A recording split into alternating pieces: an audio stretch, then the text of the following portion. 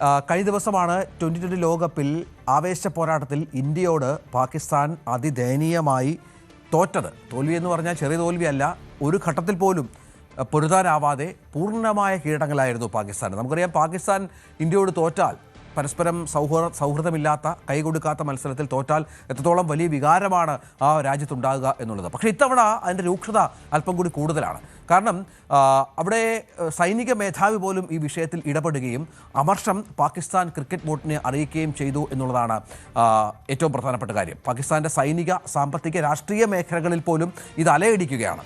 ബാബർ അസം, ഷഹീൻ ഷാ അഫ്രീദി തുടങ്ങിയവരോടൊക്കെ ടീമിൽ നിന്ന് പുറത്താക്കണം എന്ന ആവശ്യമാണ് ഇപ്പോൾ മുൻ താരമായ മുഹമ്മദ് യൂസഫ് അടക്കമുള്ളവർ ഉയർത്തിയിരിക്കുന്നത്. പാക് ടീമിൻ്റെ പ്രകടനത്തിൽ നിരാശയും ദേഷ്യവും മറച്ചുവെക്കാതെ പാകിസ്ഥാൻ്റെ സൈനിക മേധാവി അസിം മുനീറും രംഗത്ത് വന്നു എന്ന് റിപ്പോർട്ടുകളുണ്ട്. പാകിസ്ഥാൻ ക്രിക്കറ്റ് ബോർഡ് ചെയർമാന് ആഭ്യന്തരമന്ത്രിയുമായൊക്കെ നിലപാടുകളിൽ അതൃപ്തി പറഞ്ഞു. മറ്റൊന്ന് പ്രധാനപ്പെട്ട വാക്കുകൾ ഉണ്ടാകുന്നത് പാകിസ്ഥാൻ്റെ വലിയ അറിയാം പേസ് ബൗളർ ഷുഹൈബ് അക്തറിൻ്റെ ഭാഗത്തു നിന്നാണ്. ഷുഹൈബ് അക്തർ രംഗത്ത് വന്നത് PCB തലവൻ മൊഹ്സിൻ നഖ്വിക്കെതിരെയാണ്. അയാൾക്കൊന്നും അറിയില്ല എന്നും വിദ്യാഭ്യാസമില്ലാത്ത, വിവരമില്ലാത്ത ഒരാളാണ് ക്രിക്കറ്റ് ബോർഡ് തലപ്പത്ത് എന്നുമാണ് പറഞ്ഞു വെക്കുന്നത്. ഇതൊക്കെ വളരെ പ്രധാനപ്പെട്ട ഒന്നായി പാകിസ്ഥാനിൽ മാറുന്നുണ്ട്. ഇതിനിടയിൽ വരുന്ന മറ്റൊരു വാർത്ത, നമീബിയക്കെതിരെയുള്ള അടുത്ത മത്സരത്തിൽ ഈ പ്രധാനപ്പെട്ട സീനിയർ താരങ്ങളെ ഒന്നും കളിപ്പിക്കില്ല എന്നുള്ള വിവരം കൂടി പുറത്തു വരുന്നുണ്ട്. അങ്ങനെ ആകപ്പാടെ വല്ലാത്ത ഒരു അവസ്ഥയിലാണ് ഇപ്പോൾ പാക് ക്രിക്കറ്റ് എന്നുള്ളത് ഏറ്റവും പ്രധാനപ്പെട്ട കാര്യമാണ്. ഇന്ത്യയിലുമായുള്ള നാണംകെട്ട തോൽവി അത്രത്തോളം പ്രതിസന്ധിയിലാക്കിയിരിക്കുന്നു പാക് ക്രിക്കറ്റിനെ എന്നതുകൂടി ചേർത്ത് വെക്കണം. ഇതുമായി ബന്ധപ്പെട്ട വിവരങ്ങളുമായി അനുശ്രീ ശരി. അനുശ്രീ, ചെറിയ തോൽവിയല്ല, ഞാൻ ആദ്യം പറഞ്ഞതുപോലെ വലിയ തോൽവിയാണ്. അത് ഏകപക്ഷീയമായ തോൽവിയായി വേണമെങ്കിൽ അതിനെ വ്യാഖ്യാനിക്കുകയും ചെയ്യാം. പക്ഷേ ആ ഒരു ആഘാതത്തിൽ നിന്ന് പാക് ക്രിക്കറ്റ് ബോർഡ് കരകയറുന്നില്ല എന്നാണോ മനസ്സിലാക്കേണ്ടത്?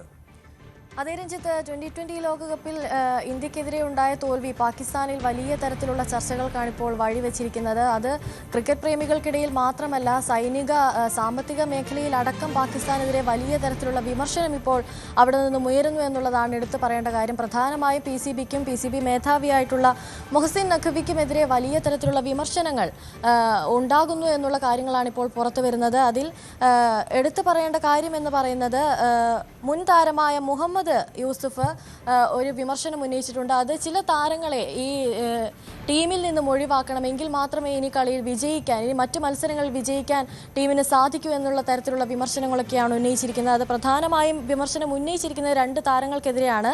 ബാബർ അസം, ഷഹീൻ ഷാ തുടങ്ങിയവരെയൊക്കെ ടീമിൽ നിന്ന് പുറത്താക്കണം എന്നൊരു ആവശ്യമാണ് ഇപ്പോൾ മുഹമ്മദ് യൂസഫ് ഉന്നയിച്ചിരിക്കുന്നത്. ഇവരൊക്കെ ടീമിൽ ഉള്ളത് കൊണ്ടാവാം മത്സരത്തിൽ ഇത്തരമൊരു തോൽവി ഉണ്ടായിട്ടുള്ളത് എന്നുള്ള ഒരു വിമർശനമാണ് അദ്ദേഹത്തിൻ്റെ ഭാഗത്ത് നിന്നും ഉണ്ടായിരിക്കുന്നത്. അതുപോലെ തന്നെ പാകിസ്ഥാൻ സൈനിക മേധാവിയും വലിയ തരത്തിലുള്ള വിമർശനം ഈ തോൽവിയിൽ ഉന്നയിച്ചിരിക്കുന്നു എന്നുള്ളതാണ് മറ്റൊരു പ്രധാനപ്പെട്ട എടുത്തു പറയേണ്ട ഒരു കാര്യം. അദ്ദേഹം PCBക്കെതിരെ, പാകിസ്ഥാൻ ക്രിക്കറ്റ് ബോർഡിനെതിരെയാണ് അതൃപ്തി ഉന്നയിച്ചിരിക്കുന്നത്. ഈ പാകിസ്ഥാൻ ക്രിക്കറ്റ് ബോർഡിന് മത്സരത്തിൽ ഒരു നിയന്ത്രണവും ഉണ്ടായിരുന്നില്ല എന്ന തരത്തിലുള്ള വിമർശനമൊക്കെയാണ് ഇപ്പോൾ പുറത്തു വരുന്നത്. PCB തലവൻ മൊഹ്സിൻ നഖ്വിക്ക് ഒന്നും ഈ ക്രിക്കറ്റിനെ പറ്റി ഒന്നും അറിയില്ല, അതാണ് ഈ തോൽവിക്ക് ഉണ്ടായ പ്രധാന കാരണം എന്ന തരത്തിലുള്ള വിമർശനമൊക്കെ ഉണ്ടാകുന്നുണ്ട്. സമാന തരത്തിലുള്ള വിമർശനമാണ് PCBക്കെതിരെ ഷുഹൈബ് അക്തർ, പാക് മുൻ താരമായ ഷുഹൈബ് അക്തറും ഉന്നയിച്ചിരിക്കുന്നത്.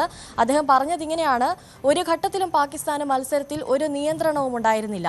PCB തലവൻ മൊഹ്സിൻ നഖ്വിക്ക് ഇതിനെപ്പറ്റി ഒന്നും അറിയില്ല എന്ന തരത്തിലൊരു വിമർശനമാണ് അദ്ദേഹം ഉന്നയിച്ചിരിക്കുന്നത്. അതുപോലെ നിരവധി പാകിസ്ഥാന്റെ മുൻനിരയിലുള്ള പ്രധാനപ്പെട്ട ആളുകൾ ഈ തോൽവിയിൽ വിമർശനവുമായി രംഗത്ത് വന്നുകൊണ്ടിരിക്കുകയാണ്.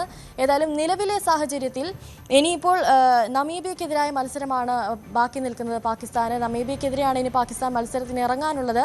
ഈ മത്സരത്തിൽ രണ്ട് പ്രധാനപ്പെട്ട താരങ്ങളെ മത്സരത്തിന് ഇറക്കില്ല എന്ന വിവരമാണ് ഇപ്പോൾ പാകിസ്ഥാനിൽ നിന്നും പുറത്തു വരുന്നത്. മാനേജ്മെന്റ് അത്തരമൊരു തീരുമാനം എടുത്തിട്ടുണ്ട്.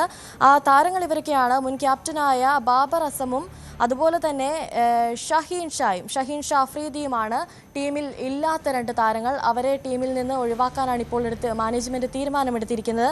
ഈ തീരുമാനം എടുക്കാനുണ്ടായ കാരണം എന്ന് പറയുന്നത്, വമ്പൻ സ്കോറുകളൊക്കെ പിന്തുടരുന്ന സാഹചര്യത്തിൽ ബാബർ അവിടെ പരാജയപ്പെടുന്നു എന്നുള്ളതാണ് ബാബറിനെതിരെ ഉന്നയിക്കുന്ന പ്രധാന ആരോപണം എന്ന് പറയുന്നത്. അതുപോലെ തന്നെ ഷഹീൻ്റെ കാര്യത്തിലേക്ക് വരികയാണെങ്കിൽ, വിക്കറ്റുകൾ വീഴ്ത്തുന്നതിൽ ഷഹീൻ നിരന്തരമായി പരാജയപ്പെടുന്നു. ഇത് മത്സരത്തിനെ വലിയ രീതിയിൽ ബാധിക്കുന്നു. അതുകൊണ്ട് തന്നെ മത്സരത്തിൽ ടീം തോൽക്കാനുണ്ടാകുന്ന സാഹചര്യം ഉണ്ടാകുന്നു എന്ന തരത്തിലുള്ള വിമർശനങ്ങളൊക്കെ ഉണ്ടാകുന്നു. അതുകൊണ്ട് തന്നെ ഈ രണ്ടുപേരെ ടീമിൽ നിന്ന് മാറ്റി നിർത്താനുള്ള തീരുമാനം കൂടി ഉണ്ടായിരിക്കുകയാണ്. അത്തരത്തിൽ വലിയ തരത്തിലുള്ള വിമർശനങ്ങൾക്കും വലിയ തരത്തിലുള്ള ചോദ്യങ്ങൾക്കൊക്കെയാണ് ഇപ്പോൾ പാകിസ്ഥാനിൽ ഈ തോൽവി വഴിവെച്ചുകൊണ്ടിരിക്കുന്നത്. തീർച്ചയായും അതാണ് പാകിസ്ഥാനിലെ സാഹചര്യം. ക്രിക്കറ്റ് പ്രതിസന്ധിയിൽ പാകിസ്ഥാൻ വല്ലാതെ ഉഴലുകയാണ്. ഇന്ത്യയുമായുള്ള തോൽവി അത്രത്തോളമാണ് അവരെ ബാധിച്ചത് എന്നുള്ളതാണ് ഏറ്റവും പ്രധാനപ്പെട്ട കാര്യം. അനുശ്രീയാണ് വിവരങ്ങൾ പങ്കുവച്ചത്. കൂടുതൽ വാർത്തകൾക്ക് news 18 Keralam YouTube channel subscribe ചെയ്യുക.